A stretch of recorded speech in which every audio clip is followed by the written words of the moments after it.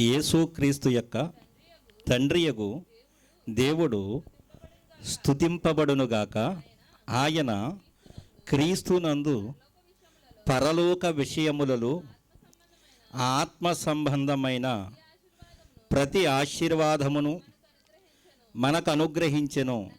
ఎట్లనగా తన ప్రియునియందు తాను ఉచితముగా మనకు అనుగ్రహించిన తన కృపామహిమకు కీర్తి కలుగునట్లు తన చిత్త ప్రకారమైన దయా సంకల్పము చొప్పున యేసుక్రీస్తు ద్వారా తనకు కుమారులుగా స్వీకరించుటకై మనలను ముందుగా తన కోసము నిర్ణయించుకుని మనము తన ఎదుట పరిశుద్ధులమును నిర్దోషులమునై ఉండవలెనని జగత్తు పునాది వేయబడక మునిపే ప్రేమ చేత ఆయన క్రీస్తులో మనలను ఏర్పరుచుకొనెను. దేవుని కృపామహదైశ్వర్యమును బట్టి ఆ ప్రియునియందు ఆయన రక్తము వలన మనకు విమోచనము, అనగా మన అపరాధములకు క్షమాపణ మనకు కలిగి ఉన్నది. ఆమేన్. ఆత్మ సహాయం కొరకు చిన్న ప్రార్థన చేసుకుని వాక్యంలోకి వెళదాం. దయగలిగిన తండ్రి, కృపగల మీ నామానికి ఎనలేని వందనాలు. ఇదిగో ఇటు రీతిగా తండ్రి సంఘముగా మేము కూడి ఉన్నామంటే అది మీ దయా సంకల్పము. యేసుక్రీస్తునందు తండ్రి మీరు మమ్మల్ని నిత్యత్వంలోనికి తీసుకువెళ్ళాలని, మీరుండే లోకానికి వారసులుగా చేయాలని, పరలోక సంబంధమైన ప్రతి ఆశీర్వాదాన్ని యేసుక్రీస్తు ద్వారా మాకు అనుగ్రహించాలని, భూమికి పునాది వేయబడక మునిపే తండ్రి ప్రేమ చేత మీరు అనుగ్రహించిన విధానమునకై తండ్రి స్తుతులు స్తోత్రాలు దేవా. మీ యొక్క సంకల్పము, మీ యొక్క ఉద్దేశము ఎంతో ఉన్నతమైనవి. వాటిని గ్రహించుకునడానికి తండ్రి మా మనోనేత్రములు వెలిగించండి. మీ యొక్క పరిశుద్ధ ఆత్మ సహాయాన్ని మెండుగా మాకు దయచేయండి తండ్రి. దుర్గారావు గారింటి చేర్చిన తండ్రి ప్రతి ఒక్క కుటుంబాన్ని, ప్రతి ఒక్కరిని తండ్రి జ్ఞాపకం చేసుకోండి. వారికి కావలసిన ఆత్మీయ ఆహారాన్ని తండ్రి మీరే సిద్ధపరిచి మీ యొక్క పరిశుద్ధాత్మ ద్వారా మా నోట మీరుంచి మీరే మహిమ పొందమని తండ్రి. వింటున్నవారు అశ్రద్ధగా వినక అవి మీ మాటలుగా గ్రహించుకొని కృపను ధన్యతను వారికి అనుగ్రహించి మీరే మహిమ పొందమని తండ్రి మాకు తోడైండి నడిపించండి. మీకు ఆశీర్వాదకరంగా మీకు మహిమార్థంగా జరిగించి మీరే మహిమ పొందమని మీ ప్రియకుమారుడు మా రక్షకుడు ప్రభువునైన యేసుక్రీస్తు వారి ప్రశస్తమైన నామంలో ఈ ప్రార్థనా మనవులు అడిగి వేడుకునిచున్నాను పరమ తండ్రి. ఆమెన్. చిన్న మాట్లాడకండి అమ్మా, మాట్లాడకండి.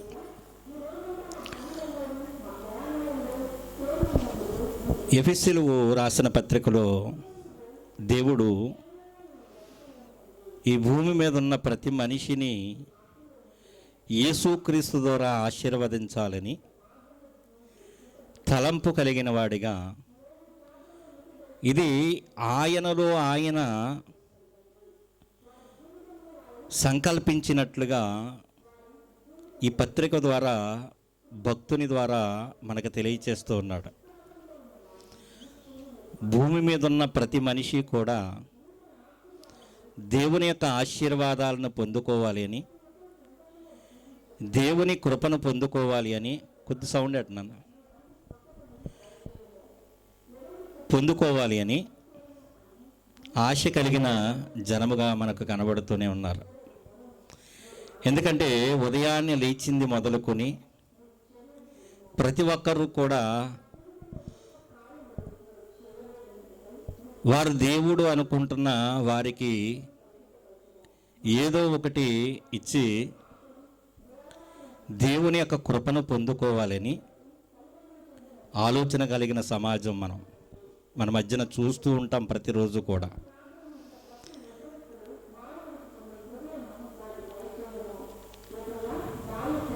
ఎందుకంటే ప్రతి మనిషి దేవుని యొక్క ప్రసన్నతను పొందుకోవాలి అని, దేవుని ఆలోచనలకు దగ్గర కావాలి అని వారు కోరుకుంటూ ఉన్నారు. కానీ దేవుని ఒక వాక్యం ఏం సెలవిస్తున్నది అంటే, ఏది దేవుడు అనబడునో, ఏది దేవుడుగా ఉన్నాడో పరలోకంలో, దానంతటికీ పైగా వాడు సింహాసనం వేసుకుని కూర్చోవాలని ఆలోచన కలిగి ఉన్న అపవాదిని ఈ భూమి మీదకు త్రోసివేశాడు దేవుడు. వాడి యొక్క ముఖ్య ఉద్దేశం ఏమిటి అంటే, ఈ రోజున దేవుని ద్వారా, యేసుక్రీస్తు ద్వారా దేవునికి పిల్లలైన వారి యొక్క హృదయాల్లో దేవుడు కొలువై ఉండాలని దేవుడు కోరుకుంటూ ఉన్నాడు. దేవుడు వారిలో ఉండి వారితో సహవాసం చేయాలని కోరుకుంటుంటే, వాడు వచ్చి ఈ దేవాలయంలో కూర్చోవాలని వాడి యొక్క ఆలోచన.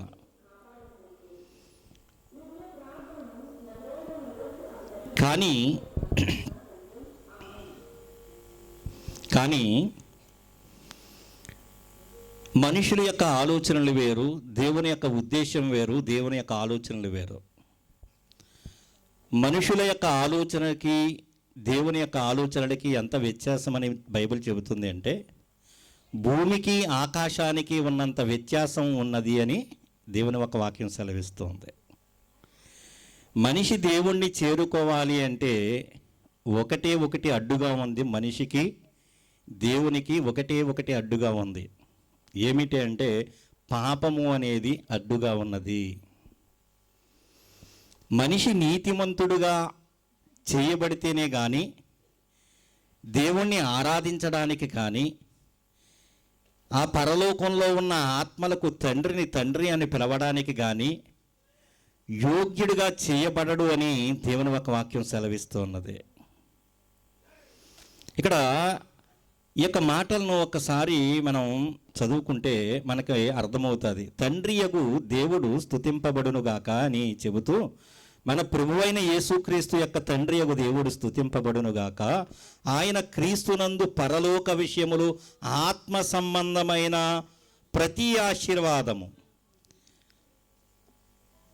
ఆశీర్వాదం, ఎన్నో ఆశీర్వాదాలు పరలోకంలో దేవుని యొద్ద ఉన్నాయి.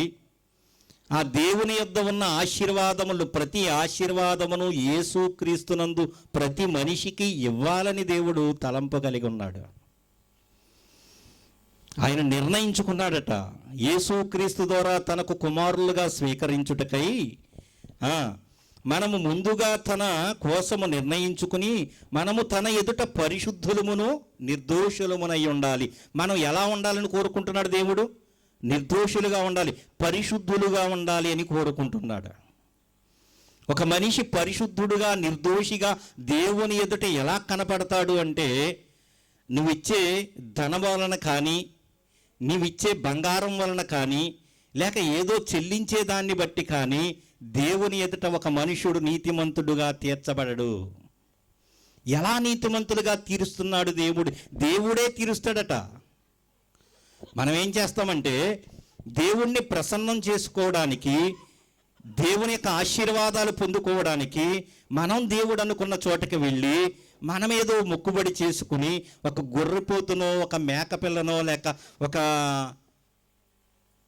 కోడిపిల్లనో తీసుకువెళ్ళి దాన్ని బలి ఇచ్చి దేవుని యొక్క ప్రసన్నతను లేక దేవుని యొక్క ఆశీర్వాదాన్ని పొందుకోవాలని ప్రతి మనిషి ఆలోచన కలిగి ఉన్నాడు. కానీ ఒక బలిని పరలోకపు తండ్రి ఏర్పాటు చేసుకున్నాడట. ఆ బలి ద్వారా సమస్త మానవాళిని హృదయాలను కడగాలని, ఆయన రక్తం ద్వారా విమోచించాలి అని ఆలోచన కలిగి ఉన్నాడట పరలోకపు తండ్రి. అదే 7వ వచనంలో చెబుతున్నాడు చూడండి, దేవుని కృపామహదైశ్వర్యమును బట్టి ఆ ప్రియుని యందు ఆయన రక్తము వలన మనకు విమోచనము. ఎవరి రక్తం వలన?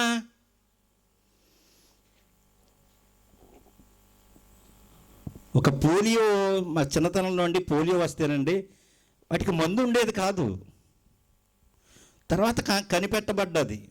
చాలామంది మనకి పోలియో ఉన్న వాళ్ళు కనపడుతూ ఉంటారు. ఇప్పుడు ఎవరైనా మనకు కనబడుతున్నారా? ఒక 10 సంవత్సరాల లోపు పిల్లలు ఇప్పుడు ఎవరైనా ఉన్నారా పోలియో ఉన్నవాళ్ళు? లేరండి. దాని బారిన పడకుండా ప్రభుత్వం చాలా పకడ్బందీగా ఒక దినాన్ని ఏర్పాటు చేసి ఆ పోలియో డ్రాప్స్ని వేస్తున్నారు. అది కనిపెట్టడానికి ఒక మహానుభావుడు కృషి చేశాడు. మనుషులు ఇలా వికలాంగులుగా ఉండకూడదు, ప్రతి ఒక్కరూ సుఖ సంతోషాలతో ఉండాలి భూమి మీదని ఆ పోలియోకు మందు కనిపెట్టాడు. ఆ పోలియోకు మందు కనిపెట్టిన వాడి మందు మా దేశస్థుడు కాదండి, ఇతర దేశస్థుడు, అతడు క్రైస్తవుడు అని మనం అంటామా? మన పిల్లలకు ఆ వ్యాక్సిన్ వేసేటప్పుడు ఎవరైనా చెబుతారండి ఆ మాటలు? చెప్పరండి. ఎందుకు? మనకు అవసరం. మన పిల్లలు బాగుండాలి, వారు సుఖ సంతోషాలతో ఉండాలి, కాళ్ళు చేతులు చక్కగా ఉండాలి, ఆశీర్వదించబడిన వారుగా ఉండాలి అని ఆలోచన చేస్తామా చేయమా? మరి పోలియో మందే నీ శరీరానికి అవసరమైనప్పుడు నీ హృదయ రోగాన్ని కడగడానికి, నీ హృదయంలో ఉన్న మలినాన్ని కడగడానికి ఈ భూమి మీద ఏదైనా ఒక వస్తువు ఉంది అంటే అది యేసు క్రీస్తు ప్రభువు వారు ప్రాణత్యాగం చేసిన అమూల్యమైన రక్తము అంటాడు పేతురు గారు. ఏమంటాడు పేతురు గారు? అమూల్యమైన రక్తము. చూడండి ప్రియమైన వాళ్ళారా, ఇక్కడ చెబుతున్నాడు, దేవుని కృపామహదేశ్వర్యమును బట్టి ఆ ప్రియుని యందు ఆయన రక్తమందలి మనకు, ఆయన రక్తము వలన మనకు విమోచనము. ఎలా కలుగుతుందంటే విమోచనం? పాప విమోచన ఎలా కలుగుతుంది? నువ్వు తీసుకువెళ్ళే ఒక బలి వలన కలగడం లేదు. నువ్వు తీసుకువెళ్ళే బలి వలన ఏం జరుగుతుంది అంటే నీకు సంతృప్తి కలుగుతుందేమో. ఇంకొకసారి మళ్ళీ మనస్సాక్షి పాపం తోచినప్పుడు మళ్ళీ ఏం చేయాలంటే మళ్ళీ ఇంకొక బలిని తీసుకువెళ్ళాలి దేవుని దగ్గరికి. కానీ దేవుడే ఒక బలిని ఏర్పాటు చేశాడు. ఆయన బలి ఎక్కడ జరిగింది అంటే ప్రపంచానికి సెంటర్ పాయింట్ అయిన ఇశ్రాయేలీ ఇలా ప్రాంతంలో జరిగింది ప్రియమైన వాళ్ళ. గొల్గొతా కొండ మీద జరిగింది. అబ్రహాము ఇస్సాకును బలి ఇవ్వడానికి ఏర్పాటు చేసిన ఆ కొండ మీదనే యేసు క్రీస్తు ప్రభువు వారి యొక్క బలి కూడా జరిగింది ప్రియమైన వాళ్ళరా. యేసు క్రీస్తు ద్వారా ఈ లోకాన్ని ఆశీర్వదించాలని దేవుడు కోరుకుంటూ ఉన్నాడు. ఇవి మా మతం కాదు, లేక ఇవి పరదేశపు జనుల యొక్క మాటలు అని చెబుతున్నారు, కానీ ఇవి ఆత్మ సంబంధమైన మాటలు. దేవుని పిల్లలైన వారికే కాదు, అందరికీ ఇవి దేవుని మాటలుగా మనకి అర్థమవుతాయి ప్రియమైన వాళ్ళరా. అందరికీనండి. అన్యజనులంటే మనం ఏమనుకుంటామంటే ముందుగా దేవుడిని నమ్ముకున్న వాళ్ళు మనం అతిశయపడుతూ ఉంటాం. చాలామంది అండి తెలియని వారు, వాక్యం తెలియని వారు ఏమనుకుంటారంటే దేవుని దగ్గరికి ముందుగా వచ్చిన వారు ప్రతి వాడిని చూసి వాళ్ళు నీతిమంతులు కాదండి, వాడు పాపాత్ములండి అని ఆలోచన చేస్తున్నాం. కానీ దేవుడు మనల్ని ఏమంటున్నాడు? ఎఫెసీయులకు రాసిన పత్రిక 2వ అధ్యాయం మొట్టమొదటి వచనం, మీరు పాపముల చేతను అపరాధముల చేతను మీరు చచ్చిన వారయ్యుండగా దేవుని కృప చొప్పునే మీరు రక్షింపబడ్డారు అని చెబుతున్నాడు. ఇది మన నీతి వలన కలిగింది కాదు. ప్రతి క్రైస్తవుడు ఆలోచించవలసిన విషయం ఏంటంటే నేను ఏదో చేయడం వలన నేను నీతిమంతుడిని కాలేదు. యేసు క్రీస్తు ప్రభువు వారి యొక్క అమూల్యమైన రక్తము నా హృదయాన్ని కడిగింది, నన్ను నూతన సృష్టిగా చేసింది అని ఆలోచన చెయ్యాలి ప్రియమైన వాళ్ళారా. అసలు ఎందుకు నీతిమంతులుగా చేయాలని దేవుడు కోరుకుంటూ ఉన్నాడు? నీతిమంతులుగా చేయాలనుకుంటున్నాడు. సామెతల గ్రంథము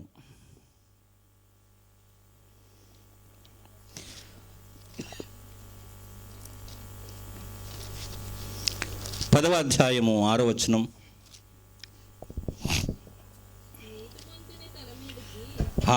నీతిమంతుని తల మీదకి ఆశీర్వాదం వస్తుందట. అంటే దేవుని ఆశీర్వాదం కావాలి అంటే ఏం చేయబడాలి? ముందు నువ్వు నీతిమంతుడుగా తీర్చబడాలి, నీతిమంతుడుగా మార్చబడాలి. అంటే లోకములో ఉన్న వారందరూ దేవుని యొక్క వాక్యం ఏం సెలవిస్తున్నది? నీతిమంతుడు లేడు, ఒక్కడునూ లేడు. రోమీయులకు రాసిన పత్రిక 3వ అధ్యాయంలో సెలవిస్తున్నాడు దేవుడు. ఇది భూమి మీద ఉన్న నరులందరూ కూడా దారి తొలగిపోయారట, దేవుణ్ణి గ్రహించుకోలేకపోతున్నారట. సృష్టికర్తను ఎరుగక సృష్టమును పూజిస్తూ దేవునికి విరోధులుగా ఉన్నారు ఈ భూమి మీద ప్రతి ఒక్కరూ కూడా. దేవుడు ఆలోచన ఏమిటి అంటే ప్రతి ఒక్కరిని యేసుక్రీస్తునందు ఆశీర్వదించాలి అనేది దేవుని యొక్క ఉద్దేశం. ఆశ్చర్యమైన విషయం ఏంటో తెలుసా? ఆశీర్వదించబడిన వారే, క్రీస్తునందు విశ్వాసం ఉంచిన వారే మేము ఆశీర్వదించబడిన వారమని గ్రహింపు లేదు. మేమింకా శాపం కింద ఉన్నామేమో, మేము ఇంకా రోగ బాధల కింద ఉన్నాము, నలిగిపోతూ ఉన్నాము, శ్రమల్లో ఉన్నాము, ఇబ్బందుల్లో ఉన్నామని ఆలోచన చేస్తున్నారు. కానీ యేసుక్రీస్తు ప్రభువు వారు చేసిన మాటలను మనం గ్రహించుకుంటే కనుక పాప భారములు మోసుకుంటున్న ప్రతి ఒక్క జనాన్ని ఆయన పిలుస్తున్నాడు. ఏమని చెబుతున్నాడు? మీ భారములన్నిటినీ నా పైన వేయండి. అప్పుడు ఏమవుతుంది? మీ భారము తేలికైపోతుంది. మీకున్న పాప భారాన్నంతటిని నా మీద మోపండి, నా కాడినెత్తుకోండి, నా కాడివి సులువుగా ఉంటుందని చెబుతున్నాడు. మనం ఏం చేస్తున్నామంటే యేసుక్రీస్తు ప్రభువు వారిలోకి వచ్చిన తర్వాత కూడా, నీతిమంతులుగా చేయబడిన తర్వాత కూడా దేవుని ఆశీర్వాదాలు పొందుకోలేకపోతున్నాం. దేవుని యొక్క ఆశీర్వాదాలను పొందుకోలేకపోతున్నాం ప్రియమైన వాళ్ళారా. ఎందుకని ఆలోచన చేస్తే ఎఫెసీయులకు రాసిన పత్రిక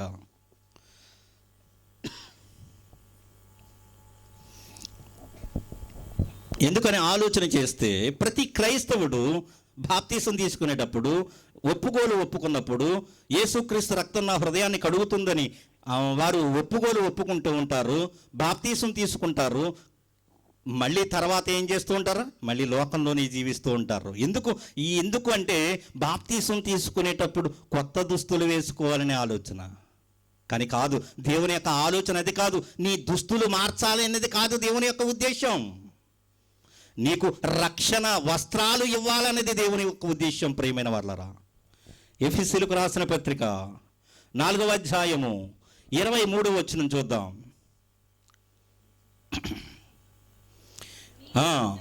22-23 చూద్దాం. కావున మునపటి ప్రవర్తన విషయములోనైతే మోసకరమైన దురాశ వలన చెడిపోవు మీ ప్రాచీన స్వభావమును వదులుకొని, ఇంతకీ యేసుక్రీస్తు నమ్ముకుంటే బాప్తిసం తీసుకున్న తర్వాత జరగవలసిందేంటి? హృదయంలో మార్పు కలగాలి. నీ పాత రోత జీవితాన్ని విడిచిపెట్టి వేయాలి. లోకంలో జీవించడానికి కాదు, లోకస్తుల్లా జీవించడానికి కాదు. మోసకరంగా నీ జీవితం ఉందా, పాత జీవితం, ఆ జీవితాన్ని మార్చి వేసుకోవాలి. నూతన సృష్టిగా మార్చబడాలి నువ్వు. అది చెబుతున్నాడు. 23వ వచనం చూడండి. మీ చిత్తవృత్తి యందు అంటే మీ ఆలోచన విధానం ఇదివరకు బాగుండేది కాదు. మన పొడిగింటి వారితోనో, లేక మన బంధువులతోనో, మన స్నేహితులతోనో, లేక భార్యాభర్తల సంబంధంలోనో, పిల్లలతోనో గొడవలు పడేవారిగా ఉన్నామేమో, ఏదో ఇష్టం వచ్చినట్లు మాట్లాడేవారిగా ఉన్నామో, నీ ఆలోచనలు బాగోలేదేమో, యేసుక్రీస్తులోనికి రాకమునుపు బాగోలేదేమో. వాటన్నిటినీ యేసుక్రీస్తు రక్తము ద్వారా నీ హృదయాన్ని కడిగినప్పుడు, బాప్తీసం తీసుకున్నప్పుడు నువ్వు నూతన సృష్టిగా చేయబడాలి అని దేవుడు కోరుతూ ఉన్నాడు. ఏం మారాలట? దుస్తులు మారాలండి. తెల్ల బట్టలు వేసుకుని బాప్తీసం తీసుకున్న వెంటనే తెల్ల బట్టలు మార్చుకుంటే మన జీవితం మారదు ప్రియమైన వాళ్ళరా. దేవుడు ఇష్టపడడు. నువ్వు దుస్తులు మార్చుకున్నా, నీకు ధనం లేక పాత దుస్తులే ధరించుకున్నా, దేవుడట పై వేషాన్ని చూడటట ప్రియమైన వాళ్ళరా. ఏం చూడ్డు? పై వేషాన్ని. నువ్వు ఎలాంటి 10,000 రూపాయలు పట్టు చీర కట్టుకున్నావా, బంగారం దిగేసుకున్నావా, ఇవన్నీ చూడరు. లోకస్తులు చూస్తారు ఇవన్నీ. వాటిని బట్టి గౌరవాన్ని ఇస్తూ ఉంటారు. ఎవరు? లోకస్తులు, నీ తోటివారు. లోకస్తులు ఇస్తారు దానికి ప్రియమైన వాళ్ళరా. కానీ దేవుడు ఏం చేస్తాడట? నీ అంతరంగ స్వభావాన్ని చూస్తాడు. మారిందా, మారలేదా స్వభావం? అదే అంటున్నాడు ఇక్కడ. మీ చిత్త వృత్తి యందు నూతన పరచబడిన వారై నీతియు యథార్థమైన భక్తి గలవారై దేవుని. ఎందుకంట యేసుక్రీస్తు రక్తం ఊరినే ఇచ్చేసాడు అనుకుంటారటి. యేసుక్రీస్తు రక్తం వాల్యుబుల్ అండి, చాలా విలువైంది. పేతురు గారు చెబుతాడు. ఎంత విలువైందో తెలుసా? వెండి బంగారముల వంటి క్షయ వస్తువుల వల్ల కాదు మీ పాపాన్ని కడిగింది, మీ విమోచన. మీ విమోచన ఎంత గొప్పదో మనకు అర్థమైతే మనం ఎంతలా జీవించాలో నూతన సృష్టిగా మనకు అర్థమవుతుంది ప్రియమైన వాళ్ళారా. అనేకులను సువార్త చేయవలసిన పనే లేదు ఈ రోజున ప్రియమైన వాళ్ళారా. ఎందుకంటే ఒక క్రైస్తవుడు నూతన సృష్టిగా చేయబడితే ఆశీర్వాదాలు పొందుకుంటే నీతిమంతుని తల మీదకి ఆశీర్వాదాలు వస్తాయని చెబుతున్నాడా? ఆ ఆశీర్వాదాలను మనం పొందుకుంటూ ఉంటుంటే ఏమిటి ఇంటి వారి యొక్క మార్పు, ఏమిటి దేవుని యొక్క ఆశీర్వాదాలు ఇంతలా పొందుతున్నాడని ఇంకొకరు మీ దేవుడి గురించి మాకు తెలియజేయవా అని వారే మన ఇంటికి వచ్చేస్తారు ప్రియమైన వాళ్ళారా. దేవుని ఆశీర్వాదాలు మనం పొందుకోలేకపోతున్నాం. ఇంకా ఇరుకుల్లోనూ ఇబ్బందుల్లోనూ ఎన్నో రోగగ్రస్తమైన జీవితాలు మనం జీవిస్తున్నాము. అనేకులకు ఆశీర్వాదకరంగా ఉండడానికే మనల్ని దేవుడు ఆశీర్వదించాడు. అది చెబుతున్నాడు ఇక్కడ, నీతియు యథార్థమైన భక్తి గలవారై. నీతియు యథార్థమైన భక్తి. ఏదో భక్తి ఏమిటంటే ఈ రోజున ఆదివారం వచ్చిందంటే దేవాలయానికి వెళ్ళాలి, నేను చర్చికి వెళ్ళాలి అని ఆలోచన ఉంటుంది. కానీ యాదృచ్ఛికంగా ఏదో అందరూ వెళుతున్నారు కదా, నేను కూడా సమాజంగా వెళ్ళి దేవుణ్ణి ఆరాధించాలనుకుంటున్నారే కానీ ఇదిగో నా పాపానికి విమోచన చేసిన తండ్రి అయిన దేవుణ్ణి లేక ప్రభు అయిన యేసుక్రీస్తుని నేను స్తుతించాలి, సమయానికి నేను వెళ్ళాలి ఆలయానికి అని వెళ్ళేవాళ్ళు ఎంతమంది అండి? ఎప్పుడూ ఆమెననేసప్పుడు వచ్చేవాళ్ళు కొందరు. అంటే విడుదల అర్థం కాలేదు మనకి, పాపానికి విమోచన చెల్లించిన వెలంతో మనకు అర్థం కాలేదు కనుకనే మనం నూతన సృష్టిగా చేయబడలేదు. దేవుని యొక్క ఆశీర్వాదాలు పొందుకోలేకపోతున్నాం ప్రియమైన వాళ్ళరా. ఇక్కడ చెబుతున్నాడు, నీతియు యథార్థమైన భక్తి గలవారై దేవుని పోలికగా మారాలట. దేవుని పోలికగా సృష్టింపబడిన, ఎలా సృష్టించాడు? ఆదాము స్వభావం చెడిపోయినప్పుడు అతని మీదకి ఏమొచ్చింది? ఆశీర్వాదం వచ్చిందా? శాపం వచ్చింది. కానీ యేసుక్రీస్తు ద్వారా ప్రతి ఒక్కరిని ఆశీర్వదించాలని అబ్రహాముకి ఏం చేశాడు? వాగ్దానం చేశాడు ప్రియమైన వాళ్ళరా. గలతీలకు రాసిన పత్రిక 3వ అధ్యాయం. ఈ యొక్క వాగ్దానం అబ్రహాము గారికి చేశాను, ఈ స్వార్థ వాగ్దానం అని చెబుతున్నాడు. చూడండి ఇక్కడ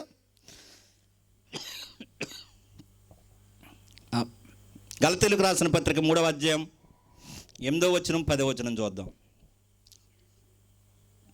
7వ వచనం. కాబట్టి విశ్వాస సంబంధులే అబ్రహాము కుమారులని మీరు తెలుసుకొనుడి. దేవుడు విశ్వాస మూలముగా అన్యజనులను ఎలా మారుస్తున్నాడట? అన్యజనులను నీతిమంతులుగా. ఏమైనా చెల్లిస్తేనా, ఏమైనా ఇస్తేనా? నువ్వు ఏదో ఇచ్చేవని కాదు, ఆయన ప్రియకుమారుణ్ణే నీకు అర్పించేశాడు. నీ పాపాల నిమిత్తం, నా పాపాల నిమిత్తం. నువ్వేమో అర్పించవలసిన అవసరం లేదు, నీ జిహ్వా ఫలాన్ని అర్పించు. ప్రభువుని స్తుతించాలి. సమయానికి మందిరానికి వెళ్ళి ఆయన పోలికగా మార్చినందుకు మనం ఏం చేయాలట? దేవుని పోలికలోకి మార్చేసేటటండి మనల్ని. అలాంటప్పుడు మనం ఏం చేయాలి? దేవుణ్ణి ఎల్లప్పుడూ స్తుతించేవారిగా ఉండాలి. దేవుని యొక్క పరలోకపు ఆశీర్వాదాలు మనం పొందుకునేవారిగా ఉండాలి ప్రియమైన వాళ్ళరా. అదే చెబుతున్నాడు ఇక్కడ. ఎలా వచ్చాం మనం దేవుని దగ్గరికి అంటే, దేవుడి విశ్వాస మూలముగా అన్యజనులను, అంటే మనమే కదండి, అన్యజనులకు నీతిమంతులుగా తీర్చునని లేఖనం ముందుగా చూసి చెప్పాడట అబ్రహాం గారికి. 10వ వచనం చూడండి. 13వ వచనం.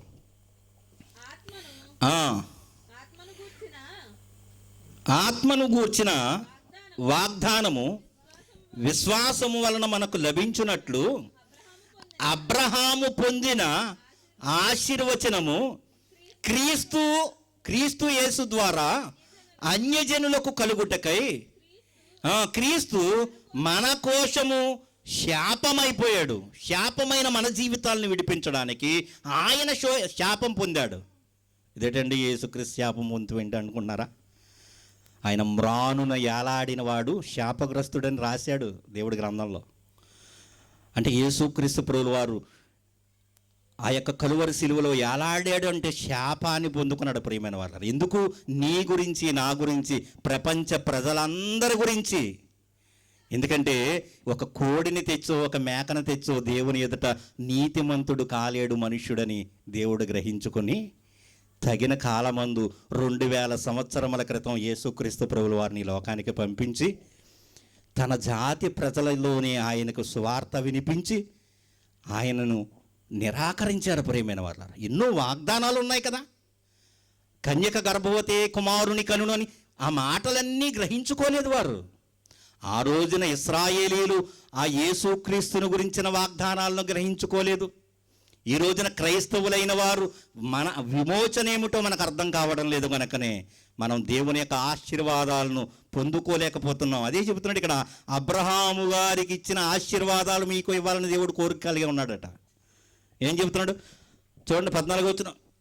అబ్రహాము పొందిన ఆశీర్వచనము, అబ్రహాము పొందిన ఆశీర్వచనము, అబ్రహాం ఏమైతే ఆశీర్వచనం పొందాడో బహు విస్తరించాలి అని, అలాగే క్రీస్తు యేసు ద్వారా అన్యజనులకు కలుగుటకై క్రీస్తు మన కోసం శాపమైపోయాడటే. ఇంకా నువ్వు శాపంలో ఉండకూడదు.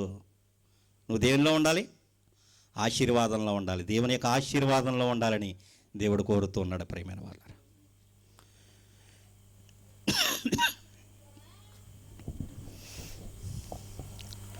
కీర్తనల గ్రంథము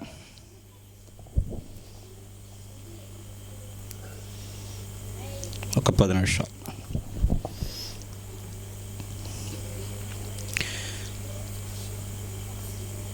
ముప్పై 37వ కీర్తన 22వ మాటను చూద్దాం.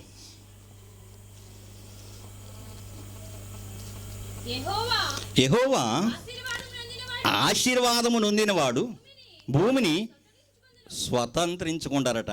అంటే ఏం చెబుతున్నాడు ఇక్కడ భక్తుడు? యెహోవా 22వ వచనం, యెహోవా ఆశీర్వాదము నొందిన వారు భూమిని స్వతంత్రించుకుంటారట. ప్రియమైన వాళ్ళ, భూమిని స్వతంత్రించుకుంటారు అంటే అనేక మనుషులను, ఇదిగో దేవుడు మమ్మల్ని ఆశీర్వదించాడు, మీరు కూడా ఆ దేవుడిని నమ్ముకుంటే మీరు కూడా ఆశీర్వాదానికి వారసులవుతారని చెప్పగలుగుతాం. ఎప్పుడు? దేవుడు మమ్మల్ని నీతిమంతులుగా చేశాడన్నప్పుడు, నీతిమంతుల తల మీదకి ఆశీర్వాదం వస్తుందని ఆశీర్వదించబడిన వారు ఎరిగినప్పుడు. అవునండి, దేవుడి యొద్ద మేలు పొందుకున్నామని మనం గ్రహిస్తేనే కదా ఇంకొకరికి చెబుతాం. చూడండి, తణుకులో ఒక డాక్టర్ గారు ఉన్నారండి, నా రోగం పోతానికి పలానా ఎన్నో డాక్టర్ల దగ్గర తిరిగానండి, ఏ డాక్టర్ నయం చేయలేకపోయాడండి నా రోగాన్ని. పలానా డాక్టర్ అండి ఎండి, దీనికోసం ప్రత్యేకించి చదువుకున్నాడు, ఈ లివర్ కోసమే చదువుకున్నాడంట ఆయన అని చెప్పినప్పుడు మనం వారి మాటలు విని ఆ డాక్టర్ దగ్గరికి వెళ్ళి మేలు పొందుకుంటాం కదండి. అలాగే యేసుక్రీస్తునందు ఆశీర్వదించబడిన మనము, యేసుక్రీస్తు రక్తంలో కడగబడిన మనం, నీతిమంతులుగా చేయబడిన మనం ఆశీర్వాదాలకు కారణభూతులం అవుతుంటాం. ఈ భూమి మీద అనేక జనాలకు ఆశీర్వాదకరంగా మనం ఉంటామని దేవుని ఒక వాక్యం సెలవిస్తోంది. సామెతల గ్రంథం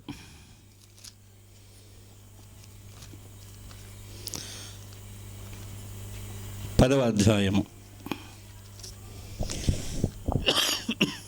22వ వచనాన్ని చూద్దాం మాటని. యెహోవా ఆశీర్వాదము ఐశ్వర్యమునిచ్చును, నరుల కష్టము చేత ఆ ఆశీర్వాదము ఎక్కువ కాదు. నరుడు ఒక ఆశీర్వదించబడిన వాడిగా ఉండాలంటే ఏదో కష్టం చేస్తా ఫలించేద్దామంటే కుదరదు. దేవుడు యొక్క ఆశీర్వాదం ఉంటే ఒక యోసేపులాగా ముందు నీ జీవితంలో నా జీవితంలో కొన్ని కష్టాలు వస్తే రావచ్చు, తప్పనిసరిగా దేవుడు ఆశీర్వాదానికి కారణానికే మనల్ని పిలిచాడు. ప్రియమైన వాళ్ళారా, మనల్ని పిలిచాడు. పేతురు గారు రాసిన మొదటి పత్రిక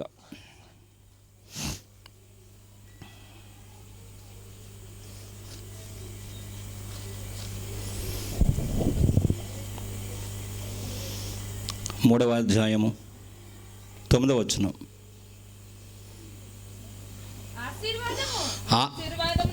ఆశీర్వాదమునకు వారసులగుటకు మీరు పిలవబడితిరి గనుక, ఇక్కడ సీక్రెట్ చెబుతున్నాడు. మళ్ళీ దేవుడి ఆశీర్వాదాలు మాకు రావడం లేదండి, ఏంటోనండి, దేవుడిని నమ్ముకున్నాం, యేసుక్రీస్తుని అంగీకరించాం, కానీ ఆశీర్వాదాలు రావడం లేదు. కానీ సీక్రెట్ చెబుతున్నాడు ఇక్కడ పేతురు భక్తుడు. ఏం చెబుతున్నాడు?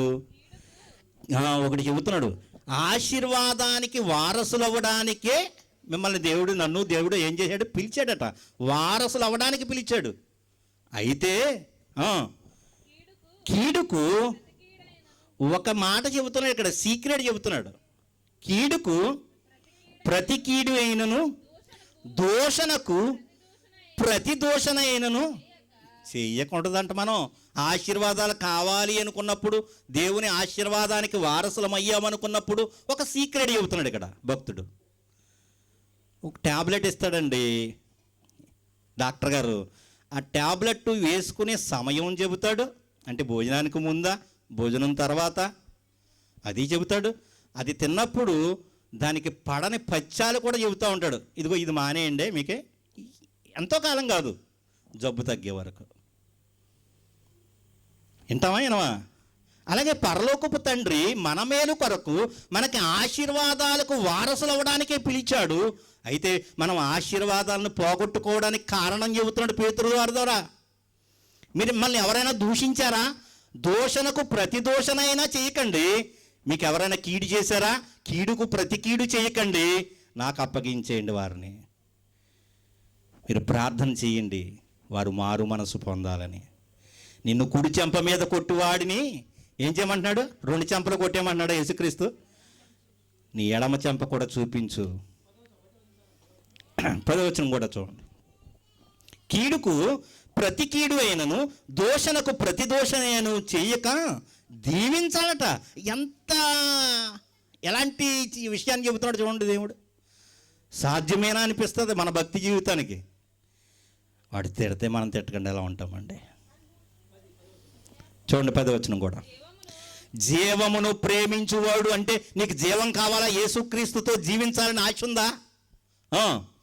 జీవమును ప్రేమించి మంచి దినాలు చూడాలని కోరుకుంటే, చూడగోరువాడు చెడ్డదానిని పలుకకుండా తన నాలుకను కపటపు మాటలు చెప్పకుండా.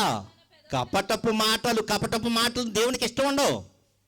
హృదయంలో ఒకటి దాచుకుని సహోదరుడికి ఒకటి చెప్పుతాం, కౌగులించుకుని ఏదో చెబుతాం. ప్రేమ లేని వారి దగ్గర ప్రేమ ఒలకబోయడం, వేషధారణ జీవితం దేవునికి ఇష్టం లేదు ప్రియమైన వాళ్ళ. అదంతా గత కాలంలో జరిగిపోయిందేమో నీ జీవితంలో, నా జీవితంలో. దేవుడు యేసుక్రీస్తు ప్రభువు వారి యొక్క రక్తం వలన నీ హృదయాన్ని, నా హృదయాన్ని అడిగాడు. ఎందుకో తెలుసా?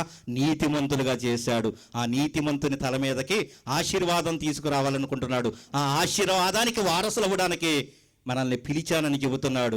కాకపోతే కొన్ని కండిషన్స్ చెబుతున్నాడు. వీటిని మనం పాటించితే దేవుని యొక్క ఆశీర్వాదాలు మనకు మెండుగా దొరుకుతాయి, అనేకులకు ఆశీర్వాదకరంగా చేయబడతాము అని దేవుని యొక్క వాక్యం సెలవిస్తున్నది. ఇంత శ్రద్ధగా ఈ మాటలు మీరు విన్నందుకు దేవుడు మన వినికిడిలో ఈ మాటలన్నిటిని వినిపించినందుకు మనందరికీ ఆశీర్వాదకరంగా ఈ మాటలు ఉండులాగన దేవుడు దీవించి ఆశీర్వదించునుగాక. ఆమేన్.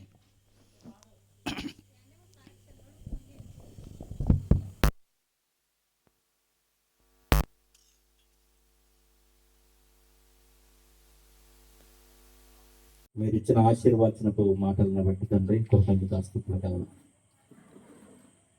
మీ యొక్క ఆలోచనలు ఎంతో ఉన్నతమైనది, మీ యొక్క ప్రణాళిక ఎంతో గొప్పది దేవ. భూమి మీద ప్రతి మనుషుడు ఆశీర్వదించబడాలని, దేవుని సంతోషపరచాలని ఏదో ఇచ్చి అనేకమైన ప్రయత్నాలు మనుషులు చేస్తూ ఉన్నారయ్య.